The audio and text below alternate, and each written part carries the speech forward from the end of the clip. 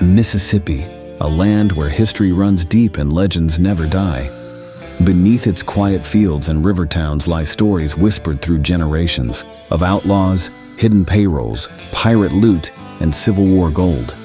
In this special compilation, we revisit some of the most intriguing lost treasure tales from the Magnolia State, adapted from the classic treasure hunting magazines of decades past.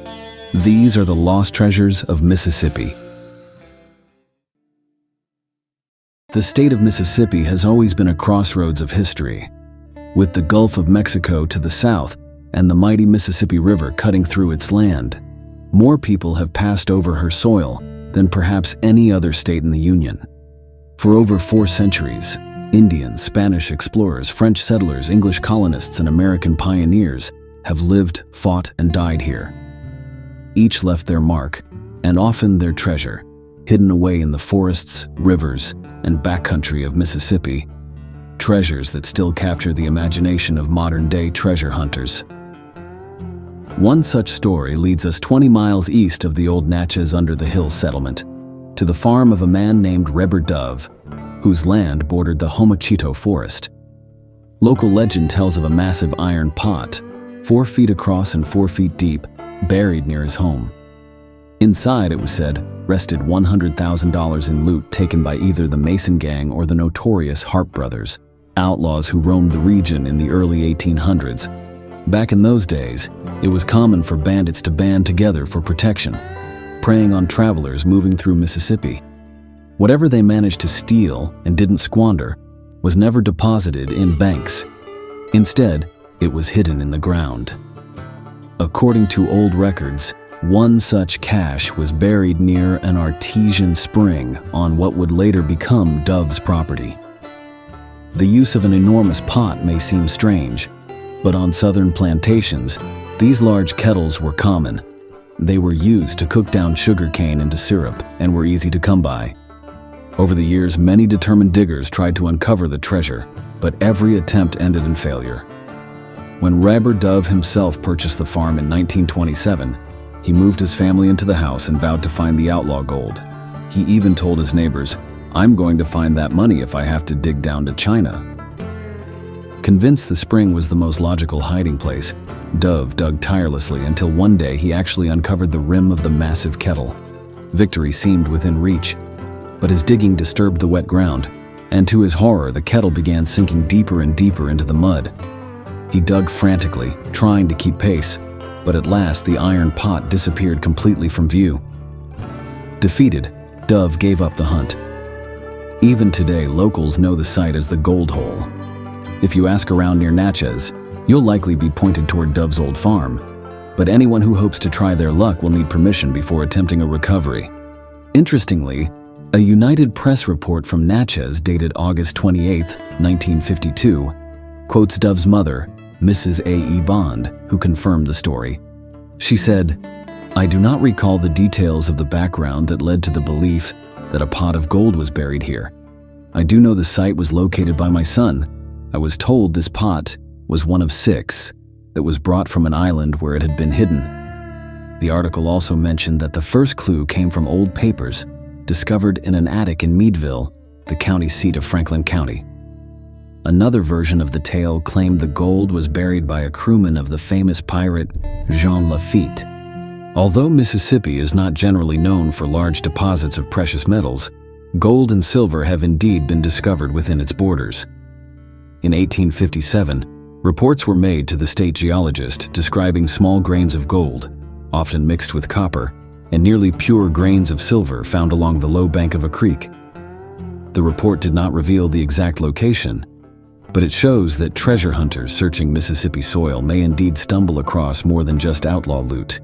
For those seriously interested, the Mississippi Department of Geology in Jackson has long encouraged researchers to learn more about the state's little-known mineral finds. The Civil War left Mississippi scarred in many ways, but it also left behind legends of hidden caches. One of the most enduring stories comes from the Battle of Bryce's Crossroads, fought on June 10, 1864. During the heat of the fighting, a Union paymaster named George Bain was driving a supply wagon west of the Tishomingo Creek Bridge in Prentiss County.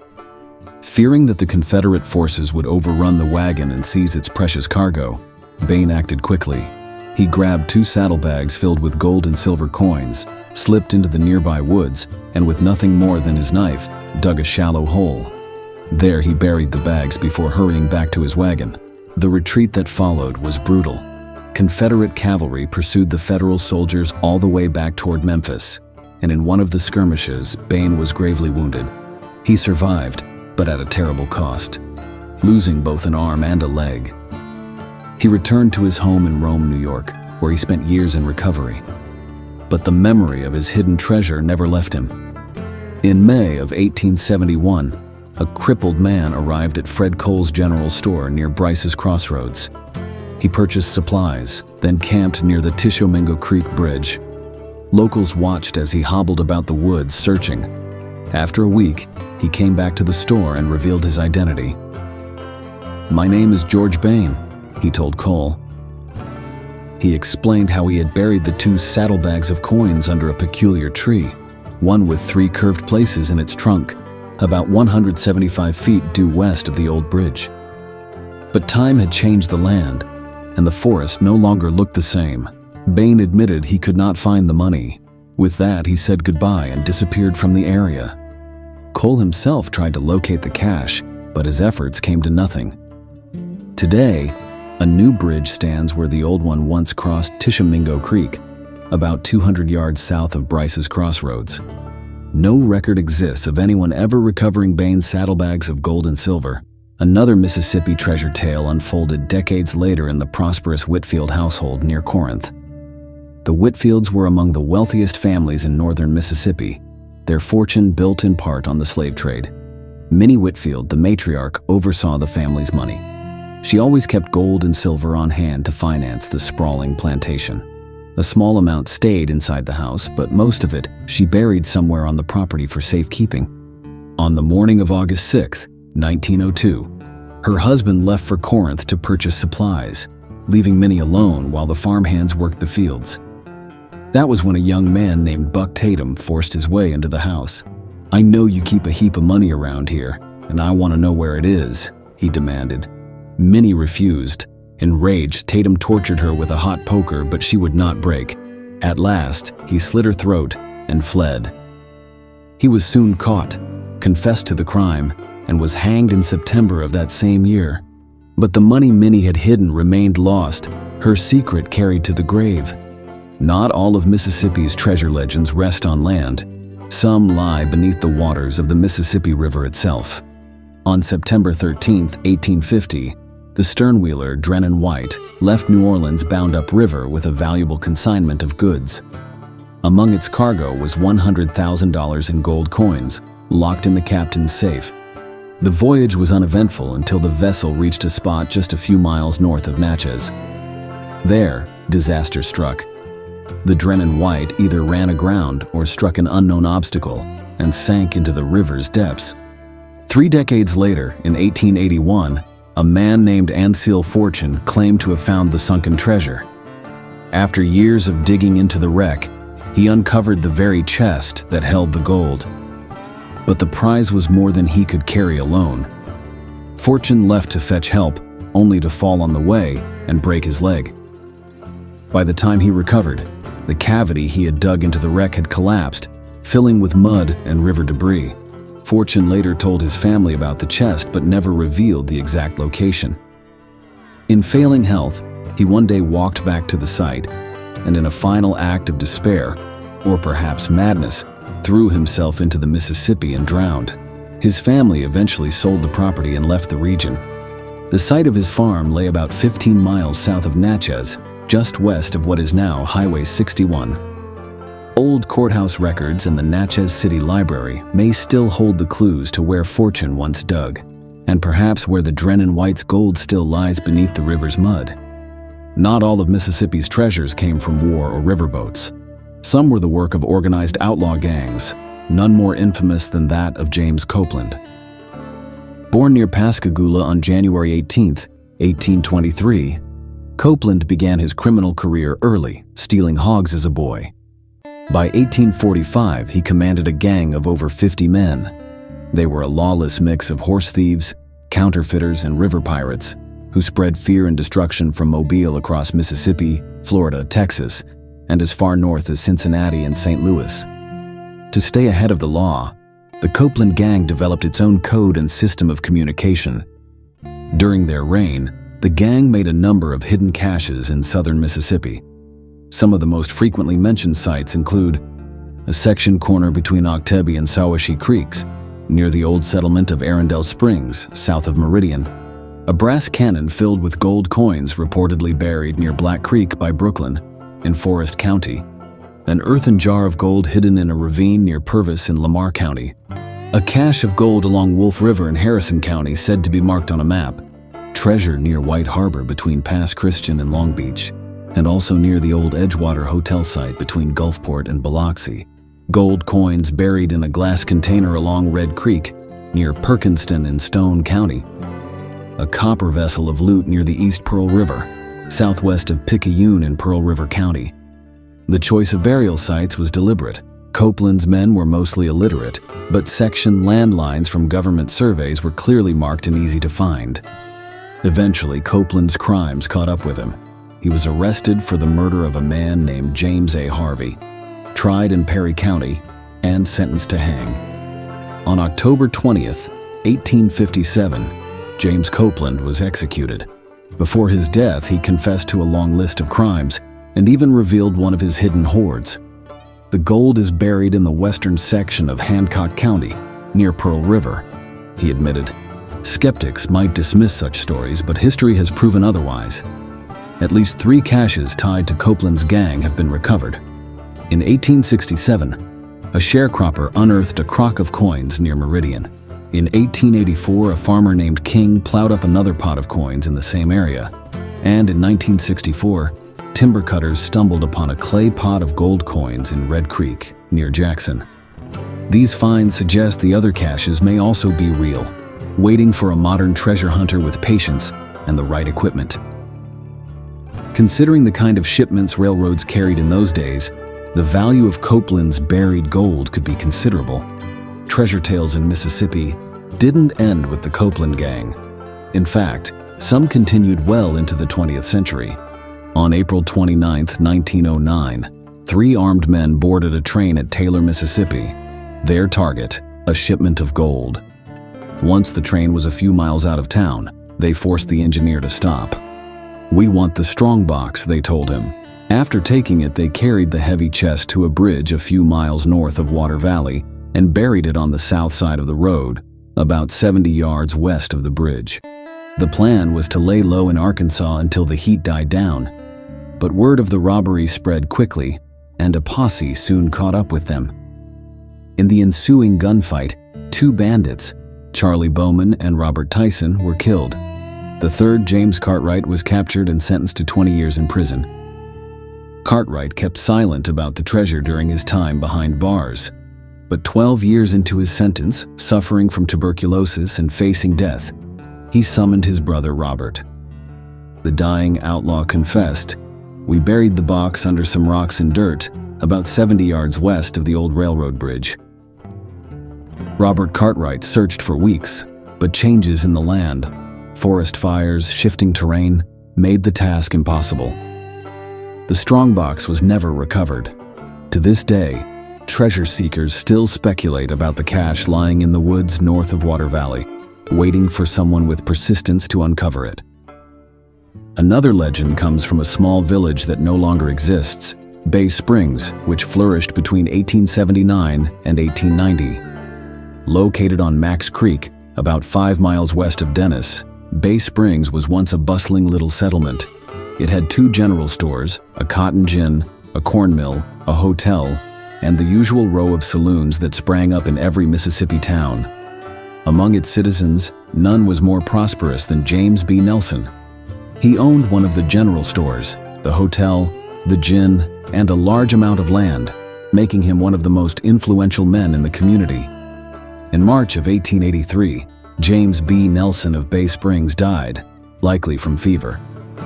His widow took charge of the hotel and general store, keeping all the gold and silver she collected locked in the hotel safe.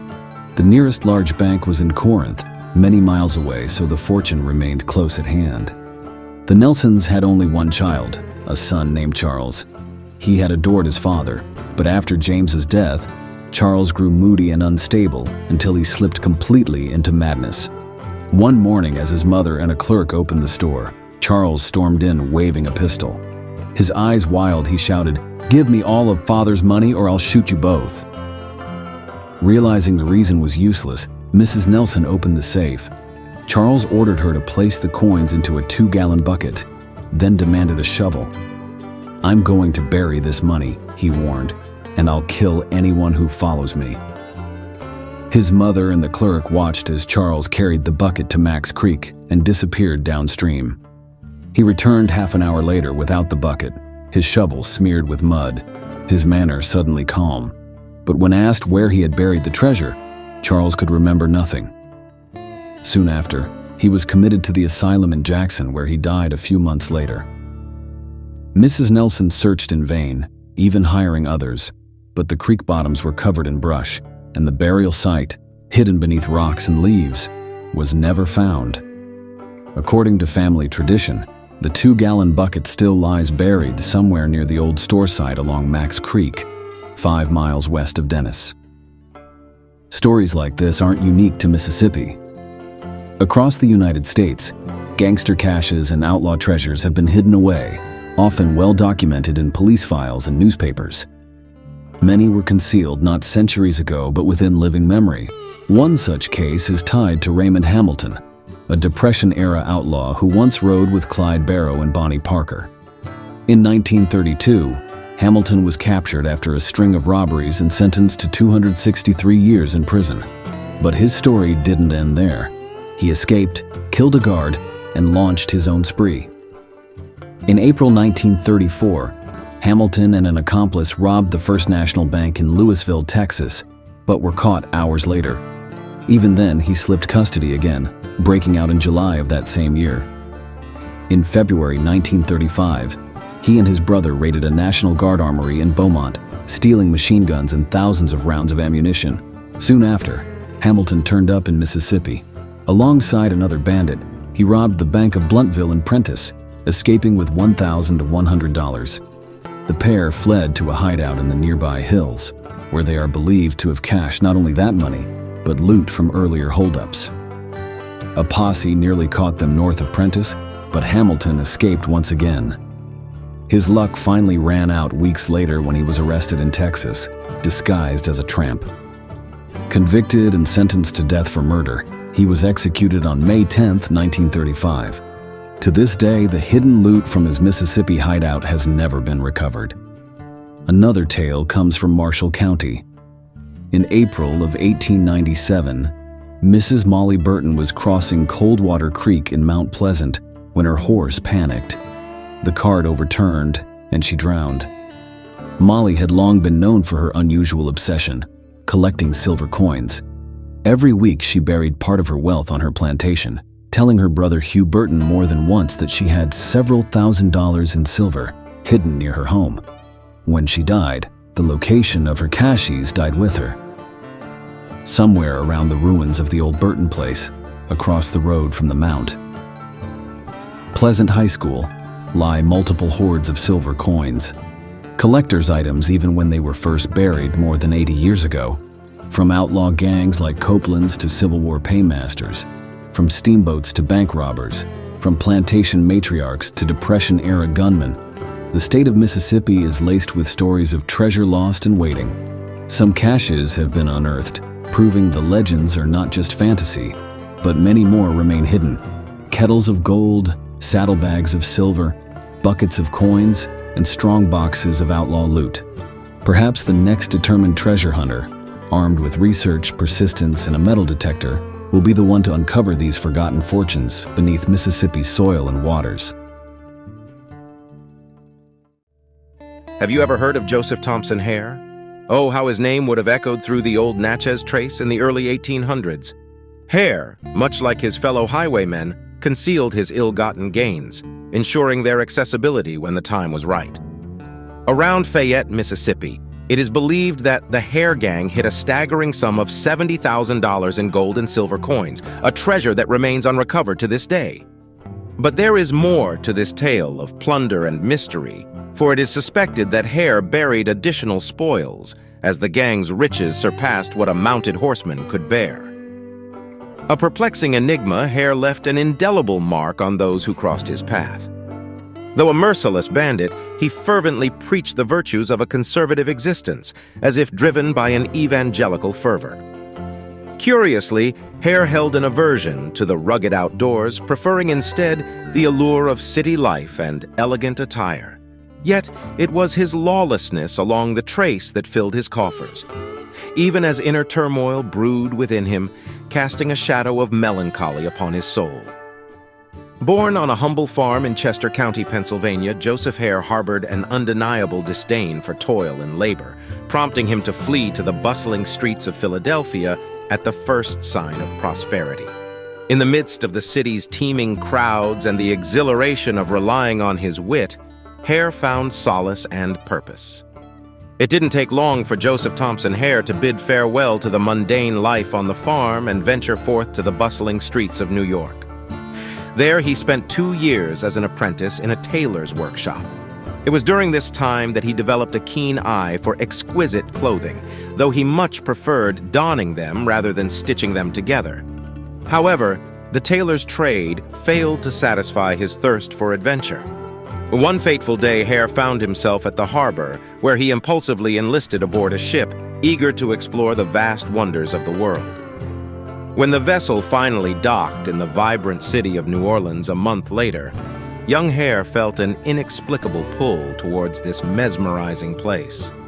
Legend has it that Hair possessed a natural inclination for mischief, a true hoodlum at heart.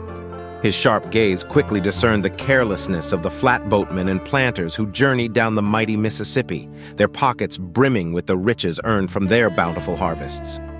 These unsuspecting souls, intoxicated by their success, would linger in the city for several days, reveling in their prosperity. And it was during these joyous moments that Hair seized the opportunity to ply his felonious trade. With nimble fingers honed by the needle and thread, Hair effortlessly relieved the inebriated revelers of their hard-earned wealth, deftly snatching their purses in the lively and uproarious taverns. Emboldened by his successes, he expanded his repertoire, targeting the prosperous drunks who stumbled through dimly lit alleys. Hair's thieving exploits extended to the unsuspecting victims who slumbered peacefully in inns and rooming houses, blissfully unaware of the cunning highwayman who prowled in the night. Though a life of crime consumed him, Hair remained an enigmatic figure. Despite his nefarious deeds, he held steadfast to his conservative values and maintained a fondness for the trappings of city life. His heart yearned for the glamour and elegance that adorned the streets, his attire always reflecting his penchant for the finer things in life. Yet little did the world know that beneath the facade of a dashing thief lay a secret that whispered through the wind. It was said that the Hair gang, led by Joseph himself, had concealed a vast fortune of $70,000 worth of glistening gold and shimmering silver coins somewhere along the old Natchez Trace near Fayette, Mississippi. Rumors swirled that their ill-gotten gains exceeded what they could possibly carry, leaving the imagination to run wild with the possibilities of untold treasures awaiting discovery. Thus, the tale of Joseph Thompson Hair, the notorious highwayman with a predilection for mischief and an insatiable thirst for riches, continues to weave its spell, captivating the minds of those who dare to glimpse into the shadows of history. Joseph Thompson Hair, a young man with nimble fingers and dreams of opulence, found himself in the bustling city of New Orleans. While other businessmen and farmers hurried back home after their transactions, Hair was captivated by the charm of the nightlife in New Orleans. His fingers, trained by his time as a tailor's apprentice, proved to be his greatest asset as he embarked on a life of thievery.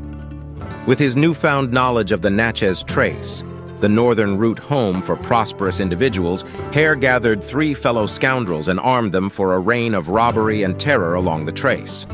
The Trace, a post road that passed through the wilderness country of the Choctaw and Chickasaw Indian tribes, was a stream of wealth waiting to be seized.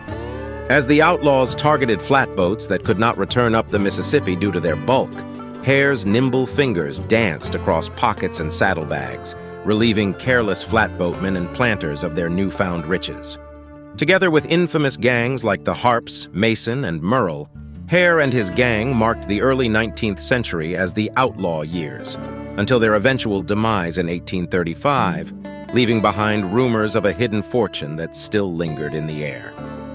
Probably the sole individual who found solace amidst the treacherous 550-mile Natchez Trace from Natchez to Nashville was none other than John L. Swaney. He, the brave soul, undertook the perilous task of carrying the mail between these two towns, while others risked falling prey to the clutches of robbery, ambush, or even murder. But Hare, the cunning outlaw, was unlike any other highwayman. What set him apart was his peculiar habit of meticulously documenting his nefarious deeds in a diary. A few days after commencing his exploits on the Natchez Trace, Hare made an entry recounting a successful robbery of a group of unsuspecting travelers. "We seized 300 doubloons, 74 assorted coins, and a substantial amount of gold bars, each measuring 6 inches in length and weighing a sturdy 30 units. Among the others, I discovered 700 doubloons, 5 silver dollars, 400 French guineas, and 67 unidentified coins, whose value I could only ascertain by weighing them. In total, I procured $12,000 or $13,000, all in shimmering gold," he recorded. One of the victims, however, pleaded that his hard-earned wealth was the fruit of his valiant battles aboard a privateer. Moved by this valorous claim, Hare returned the man's watch and a handful of golden treasures. Before long, Hare and his gang realized the necessity for a hideout, a sanctuary to safeguard their ill-gotten gains and provide refuge from the relentless pursuit of the law. Their search led them to a secluded haven in the Chickasaw Territory, just south of the Tennessee border. Nestled amidst a dense canebrake, they discovered a rocky cavern. While comfort was scarce, the only respite came in the form of a spacious feather bed, although it had to accommodate 4 weary bedfellows. In those days, Hare found himself increasingly discontented and ill-tempered with the rugged wilderness that surrounded him. After 3 prosperous months of plundering along the treacherous Natchez Trace, he could bear this existence no longer. Thus, he and his band of miscreants turned their sights northward, seeking solace and amusement in the vibrant city of Nashville. Nashville was where Hare truly relished his role as a refined gentleman. To elevate his own sense of worth, he indulged in the acquisition of a slave, 2 splendid horses, and a stylish gig. After a while, their merry band departed for Louisville, then continued their journey down the mighty Mississippi, all the way to Natchez, and eventually reaching the enchanting city of New Orleans. Amidst their merry revelry of wine, women, and song, they ventured into the realm of gambling, unknowingly depleting their coffers. With their fortunes dwindling, they were compelled to return to the Trace, where they once again sought to replenish their ill-gotten gains. This time, they established their base of operations in a hidden cave, nestled amidst the swamps teeming with treacherous alligators just north of Natchez. Their audacious acts of robbery proved immensely fruitful, for in a mere 2 months, they triumphantly journeyed back to New Orleans, their saddlebags bulging with ill-gotten wealth. Among Hare's accomplices, there was one notorious for his charm with the fairer sex. Hare tolerated this dalliance until the day the comrade appeared with a young Spanish maiden lured away from the confines of a nunnery. This transgression proved too much for Hare's conscience to bear, and he sternly commanded the fellow to return the girl. Yet when the insolent rogue refused, Hare unleashed upon him a brutal thrashing, leaving him for dead. Fearing unwelcome inquiries, Hare hastily fled to Pensacola, accompanied by his 2 remaining confidants. In this city, governed by the Spanish, the trio adopted airs of elegance and sophistication. However, as their coffers neared depletion once more, they resolved to return to the treacherous Trace in pursuit of further ill-gotten gains. Throughout their journey northward, Hare incessantly lectured his companions on the perils of sin, all the while harboring no intention of reforming his own wicked ways. Hare's ill-fated return to the trace marked the beginning of his downfall, as fate finally caught up with the cunning outlaw.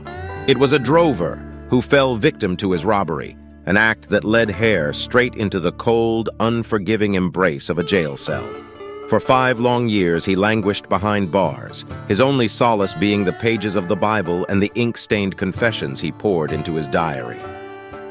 But freedom beckoned once more, and on that fateful March day in 1818, Hare seized the opportunity to reclaim his life of lawlessness. A mail coach, brimming with riches, became his target near Havre de Grace, Maryland.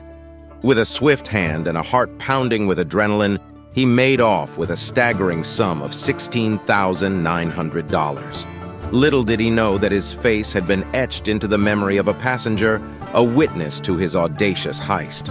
The weight of his crimes hung heavy in the air as Hare ventured into the bustling streets of Baltimore, seeking to cloak himself in the finest garments money could buy. But fate had a cruel sense of humor, and it was within those very walls that his freedom was snatched away. Recognized and captured, Hare's days as a free man were over. Legal proceedings dragged on, a desperate dance between prosecution and defense, but the outcome was inevitable. The noose awaited Joseph Thompson Hair, swaying ominously above the heads of the gathered crowd. On September 10, 1818, Hare's life was extinguished, his final breath stolen by the unforgiving grip of the gallows. Ironically, it was Hare himself who had once inscribed foreboding words into the worn pages of his diary. A chilling warning to those who might be tempted by the allure of his criminal exploits. He cautioned, "Let not anyone be induced to turn highwayman by reading this book and seeing the great sums of money I have robbed, for it is a desperate life, full of danger and sooner or later ends at the gallows." But even in death, Hare's legacy was shrouded in mystery. Whispers echoed through the streets, tales of hidden treasures awaiting discovery. The lost fortune of $70,000 in gold and silver coins, concealed somewhere near Fayette, Mississippi, teased the imaginations of those who dared to dream. And yet, some believed that Hare's insatiable greed had left behind even more untold riches, secreted away in the depths of caves scattered along the Natchez Trace, or perhaps nestled near the Tennessee line.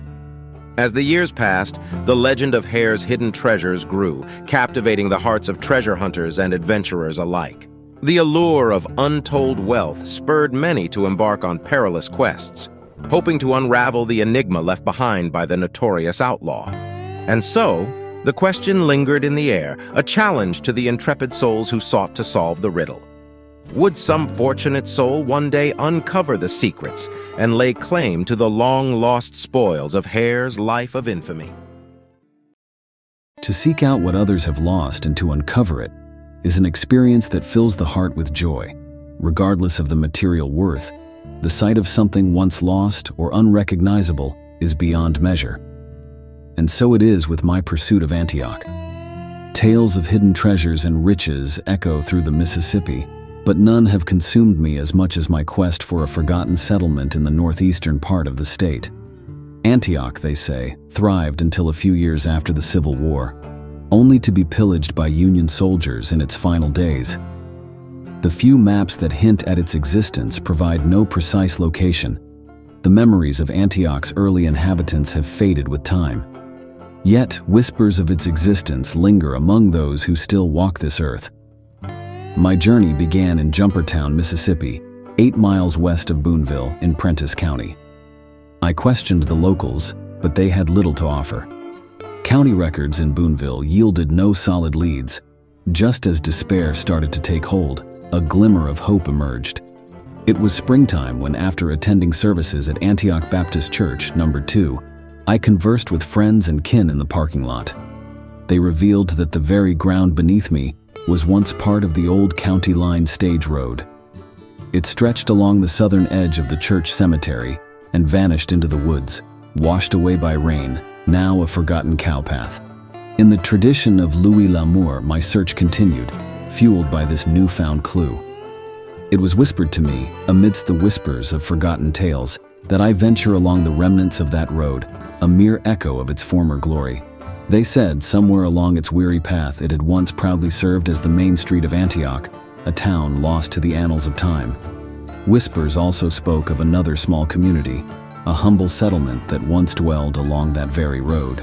Legends told of their desperate act, burying their treasures deep in the earth, a futile attempt to protect their wealth from the merciless hands of Union troops.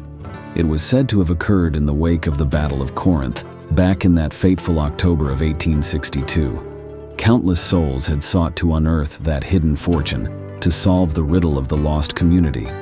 Yet, all their efforts had yielded naught but rusty cans, teasing them with the glimmers of what could have been. But my heart knew in that moment that my quest had only just begun. And so, with the dawn of a new day, a day as clear and cold as the resolve within my soul, my faithful companion Joyce and I readied ourselves.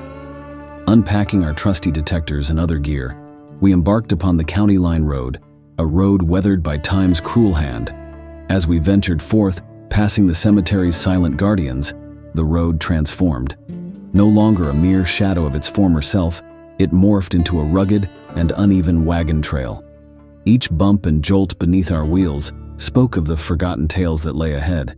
And so undeterred we pressed on, our eyes fixed on the vanishing path that disappeared into the untamed brush, beckoning us to uncover the secrets of Antioch. Along the length of the stage road, numerous side roads and logging roads branched off in different directions. We didn't venture down these paths, for most were marked with signs warning against trespassing. However, one cowpath caught our eye, beckoning us with its allure. We couldn't resist its charm, so we followed its winding trail through the dense timber as it transformed from a two-rutted road to a mere cowpath, leading us to a majestic cluster of hickory and oak trees. Returning to the stage road, we meticulously scoured each side with our metal detectors. It didn't take long before my wife uncovered a precious 1891 Morgan silver dollar hidden beneath the earth's surface. Determined to unravel the secrets of the land, I marked off 5 squares on the ground, and together we meticulously combed through each square, leaving no stone unturned. After hours of perseverance, our efforts bore fruit. We unearthed 2 Civil War-era mini-balls, 3 exquisite Indian arrowheads, a collection of pre-war pennies, including a rare half-cent, and of course, the cherished Morgan silver dollar. As the sun sank low on the horizon, casting long shadows through the dense woods, we couldn't help but feel a sense of anticipation. We knew we were treading on the outskirts of town, just a stone's throw away from unearthing more hidden treasures. But time was running out, for darkness descends swiftly in these parts. Despite our valiant efforts, scouring the earth for coins and relics of the Civil War, we were left empty-handed in our quest for Antioch. It remained elusive, a secret enshrined within the depths of the untamed forest that stretches across the northeastern Mississippi. Patiently, it awaits its discovery, biding its time until someone unveils its mysteries. Our next story takes us away from the fertile valley of the Mississippi to the forested canyons of southern Oregon, about lost leper mine, gold. The word echoed through the rugged hills of Jacksonville, Oregon, igniting a frenzy that swept across the land like a prairie fire.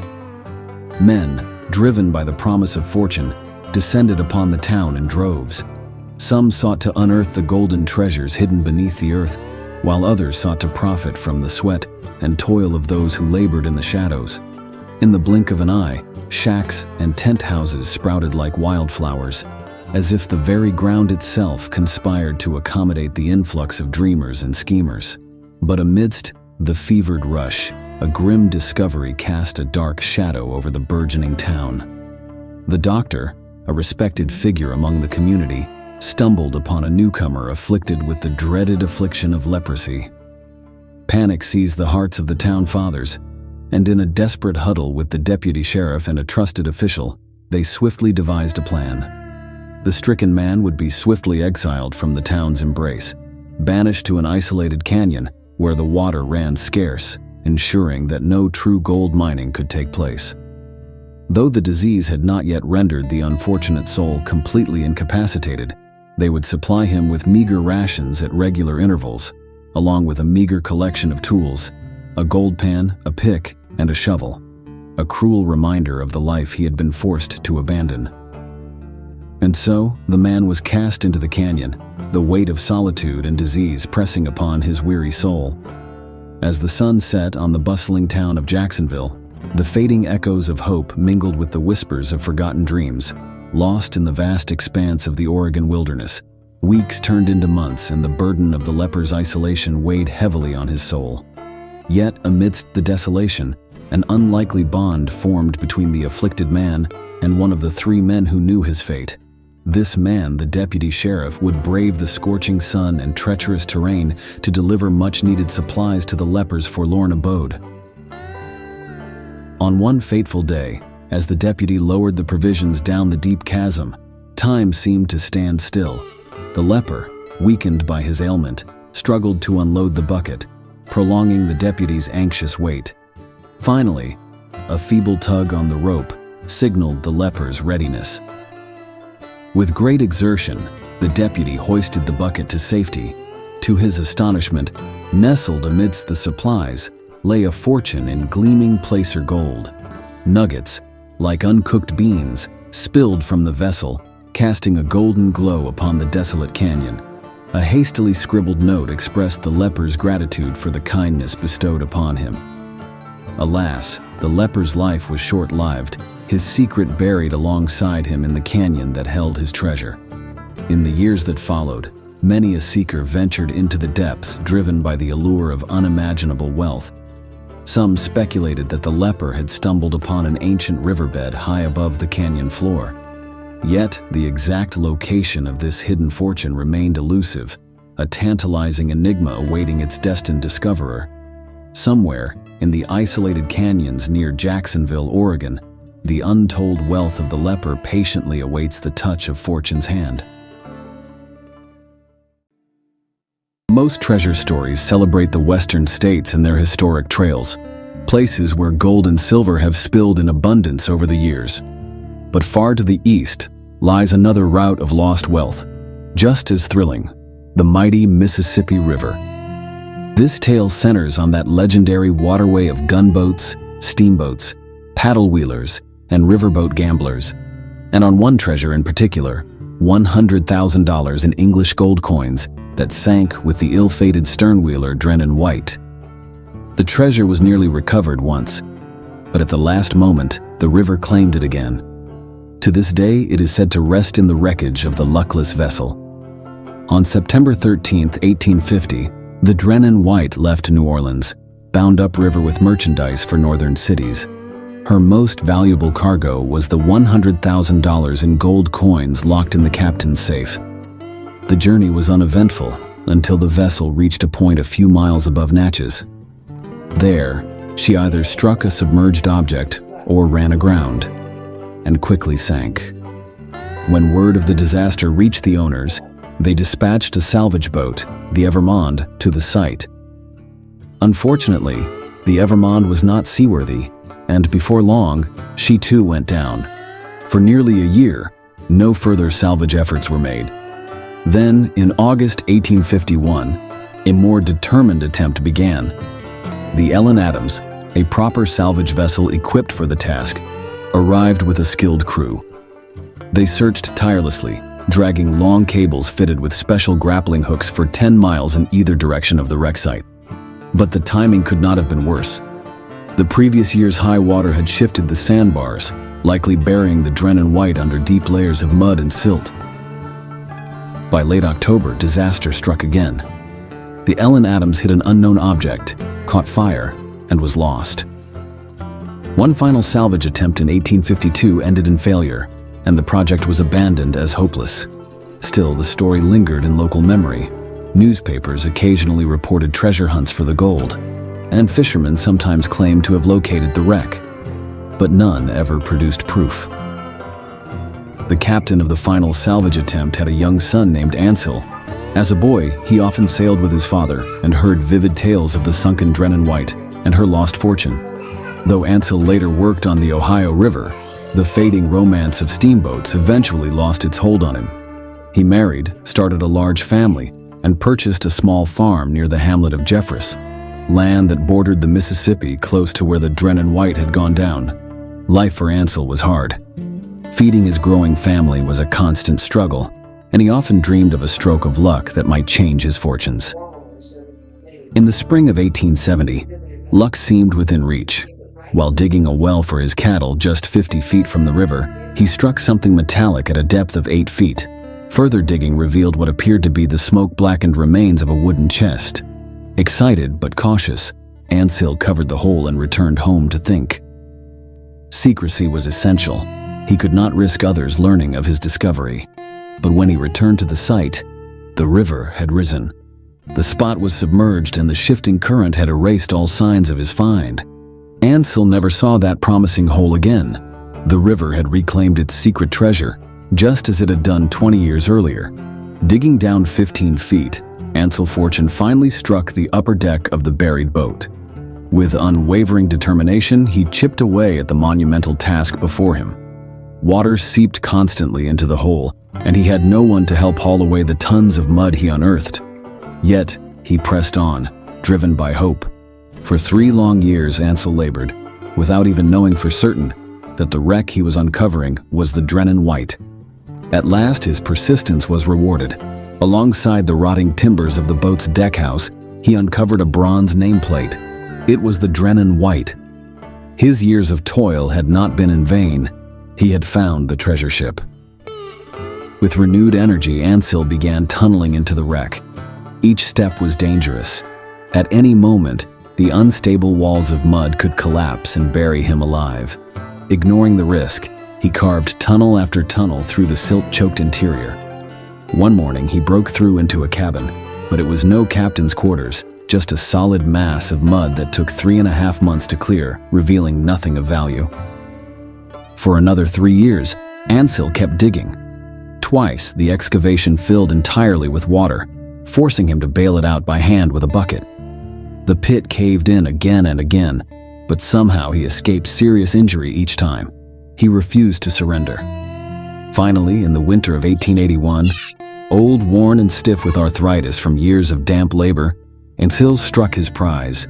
He uncovered a chest, broke it open, and stared at the long-lost treasure of the Drennan White. The gold was his at last. No one could say he hadn't earned it. Unable to carry the heavy load, he closed the chest and hurried home to fetch help. But in his excitement, he stumbled and fell, breaking his leg. Somehow, through agonizing pain, he crawled back to his small home under its tin roof. Then came the rain. Far upriver, storms swelled creeks and dry washes, sending floodwaters racing toward the Mississippi.